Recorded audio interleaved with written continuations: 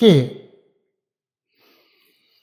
ایک بچہ ہوا، دوسرا بھی بچہ ہوا، یعنی مائیں دو تھی اور ایک ماں کا بچہ تھا اور ایک ہی بچی تھی۔ پتہ نہیں چل رہا تھا کہ اب یہ بچہ کس عورت کا ہے اور بچی کس عورت کی۔ اب سائنسدان لگائیں، کریں تجربہ۔ اب انہوں نے جناب ادھر گئے، کسی نے مسلمان ڈاکٹر صاحب سے کہا کہ آپ بڑے دعوے کرتے ہیں، آپ بڑے مسلمان ہیں، آپ بتاؤ اس کا کیا حل ہے۔ وہ یہاں سے ازہر یونیورسٹی گیا، ادھر گیا، ادھر گیا، تو بڑے بڑے علماء کے پاس گیا۔ اب یہ بڑی چھوٹی سی باریک سی چیز تھی۔ تو چلتے چلاتے ایک عالم سے جب اس نے بات کی تو اس نے کہا میں نے پڑھا ہے کہ قرآن میں مرد کے 2 حصے ہیں اور عورت کا 1 حصہ ہے۔ بولی ٹھیک ہے۔ اس نے ان کی بات کو اخذ کیا، واپس آئے، عورت کا جو ہے ایک عورت کا دودھ، اس کو انہوں نے اپنے حساب سے وزن کیا، دوسرے کا کیا، تو ایک دودھ ذرا بھاری تھا، تو انہوں نے کہا کہ یہ بچہ اس کا ہے۔ جو ہلکا تھا کہا کہ یہ بچہ اس کی ہے۔ تو قرآن کو سمجھنے والے یوں سمجھتے ہیں، ہم توجہ نہیں کر رہے۔ قرآن نے کہا فَلَا يَتَدَبَّرُونَ الْقُرْآنَ أَمْ عَلَىٰ قُلُوبٍ أَقْفَالُهَا۔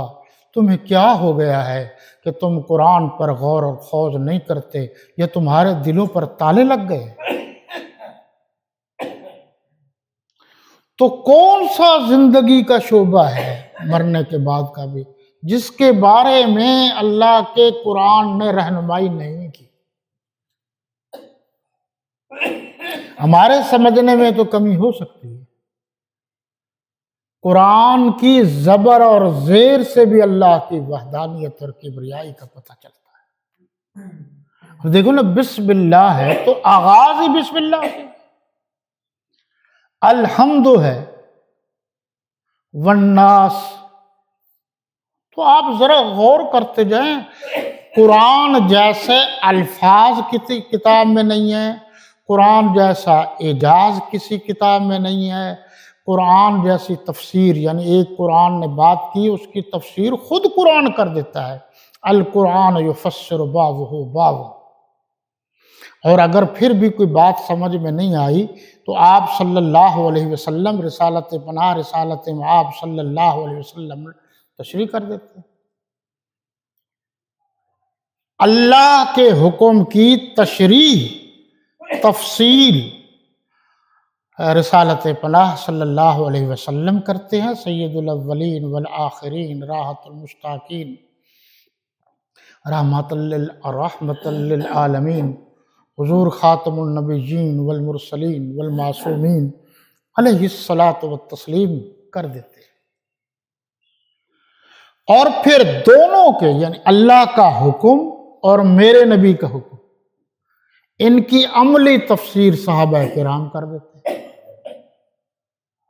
تو اس لیے ہماری بات پر آپ توجہ دیں کہ ہم کہتے ہیں صحابہ کرام کے بغیر دین سمجھ میں نہیں آتا۔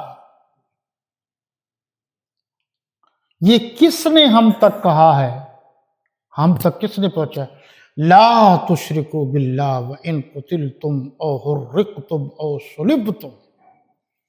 خبردار، اللہ کی ذات اور صفات میں کسی کو شریک نہ کرنا، چاہے تمہیں ابلتے ہوئے تیل میں ڈال دیا جائے، سولی پر لٹکا دیا جائے، تمہیں قتل کر دیا جائے، تو یہ ہم تک بات اللہ رسول کے بعد کس نے پہنچائی ہے؟ اور باقاعدہ کئی جگہ پر انہوں کو تکلیفیں دی گئی۔ آگے فرمایا واختلاف اللیل والنہار، غور تم کرتے جاؤ کہ دن کا رات میں، رات کا دن میں، کبھی دن بڑے کبھی راتیں بڑی، کبھی گرمی آ رہی ہے اور کبھی ٹھنڈک آ رہی ہے۔ ایک تو اس میں فوائد ہیں، وہ تو علیحدہ بات ہے، لیکن ایک چیز کا تبدیل ہونا، چینج ہونا، تو کون ہے؟ دیکھو نا جی، صرف یہ غور کرنے والا الرحمن علم القرآن خلق الانسان علمہ البیان، الشمس والقمر بحسبان، کہ سورج اور چاند کو ایک وقت مقررہ کے مطابق چلایا جاتا ہے۔ آج تک اللہ کے مقرر کردہ اصول کے مطابق ایک انچ بھی نہ کسی سورج کو آگے کر سکا ہے، نہ پیچھے کر سکا ہے، نہ وقت بدل سکا ہے، کروڑوں سالوں سے، اربوں سالوں سے۔ تو یہ کون ہے؟ کون ہے جو ایک پورے ضابطے قانون کے مطابق سورج کو نکالتا بھی ہے، عروج پر بھی لاتا ہے، شام کو ڈھال بھی دیتا ہے؟ چاند کو کون کرتا ہے؟ یہ لفظ سورج کا لفظ جو ہے، یہ بھی ختم نبوت کی دلیل ہے۔ جہاں اللہ کی وحدانیت کی دلیل ہے، وہاں ختم نبوت کی دلیل بھی ہے۔ اور اس دلیل کی بنیاد یہ ہے کہ رات جب ہوتی ہے تو آدمی بجلیوں سے پہلے، یا اب بھی جب بجلی نہ ہو تو آسمان کی طرف دیکھتا ہے، خاص کر گرمیوں میں ستارے دیکھتا ہے۔ ستاروں کی اقسام آپ کو نظر آتی ہے، چھوٹے بڑے قطب، یہ وہ۔ پہلے اس سے ٹائم کا بھی پتہ چلتا تھا، فلاں ستارہ جو ہے نکل آیا ہے، یہ ٹائم ہے۔ آپ دیکھتے جاتے ہیں، پھر آپ کو نیند آ جاتی ہے، اللہ آپ کو سکون دے دیتا ہے، پھر صبح ہو جاتی ہے، پھر آپ اپنے کام کا مشغول ہو جاتے ہیں، پھر شام ہوتی ہے، پھر آپ آرام کرتے ہیں، پھر دیکھ رہے ہیں، اوہو آج تو چاند جلدی نکل آیا ہے، ہاں 14ویں کی رات تھی۔ تو یہ جب 14ویں کی رات آئی اور چاند جلدی نکل آیا اور آپ پھر سو گئے، صبح سورج نکل آیا۔ جب سورج بھی نکل آیا، جب چاند نکلا، ستارے ختم ہو گئے، یعنی چمک دمک آب و تاب پھر چاند کی ہوتی ہے، اور جب وہ بھی ختم، سورج نکل آیا، تو پھر سورج کی آب و تاب ہوتی ہے۔ تو قرآن نے میرے نبی کو سراجم منیرہ کہا ہے، چمکتا دمکتا ہوا ایسا سورج، جس طرح سورج کے بعد کوئی اور روشنی والا آلہ یا سورج نہیں، یہ سورج ہی آخری ہے۔ اسی طرح میرے نبی کی آمد کے بعد آپ سورج کی طرح چمکتے دمکتے رہیں گے، اور قیامت تک آپ کی نبوت جاری و ساری رہے گی۔ یہ دلائل ہیں، آگے دیکھیے جی، والفلک التی تجری فی البحر بما ينفع الناس وما انزل اللہ من السماء۔ پھر یہ آپ کشتیوں کو دیکھیں جی، اب کشتیوں کو دیکھیں تو کشتیاں لکڑی ہیں، اور یہ لکڑیاں پانی کے اوپر تیرتی ہیں، اور اس وقت سامان جو ہے یہ ادھر سے ادھر، ادھر سے ادھر منتقل کرنے کے لیے کشتیاں کام آتی تھی، جہاز تو بعد میں بنے۔ اللہ فرما رہے ہیں انہی کشتیوں کو ہی دیکھ لو۔ اب ظاہر ہے وہ پھٹا، وہ لکڑی جو کشتی بن گئی ہے اور تیر رہی ہے، وہ کس نے بنائی؟ بھئی وہ درخت، وہ لکڑی کس نے بنائی؟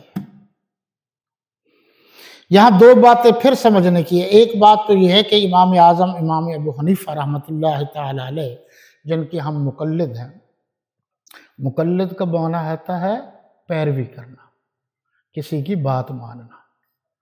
یہ جو لوگوں نے اس کا ترجمہ کر رکھا ہے کلادہ ولادہ، یہ خود ساختہ ہے، یہ مسلمانوں کے مابین نفرت پھیلانے والی بات ہے۔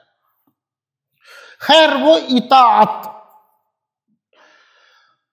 وہ جناب اس طرح ہوا کہ اس دور میں ماشاءاللہ جہاں اور فتنے ہر دور میں رہے ہیں، اس دور میں اللہ کے انکاری بڑے تھے، اب بھی ہیں۔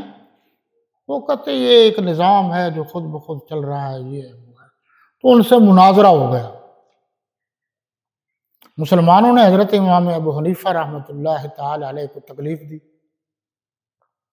مگر جی ٹھیک ہے، طے ہو گیا سارا کچھ، ایک جگہ یہ وہ راستے میں کچھ دریا وغیرہ تھا، تو امام صاحب رحمۃ اللہ تعالی علیہ ذرا دیر سے پہنچے، تو اب وہ اس کو آپ ملحد کہہ لیجئے، اللہ کی وحدانیت کا انکار کرنے والا، اس نے شور شروع کر دیا، مسلمان تو ہیں ہی جھوٹے، یہ دیکھو جی مسلمانوں کا رہبر رہنما بنا پھرتا ہے، اور حال یہ ہے کہ آیا وعدے کے خلاف لیٹ ہے۔ اس نے کہا جی آپ ہماری بات تو سن لیں،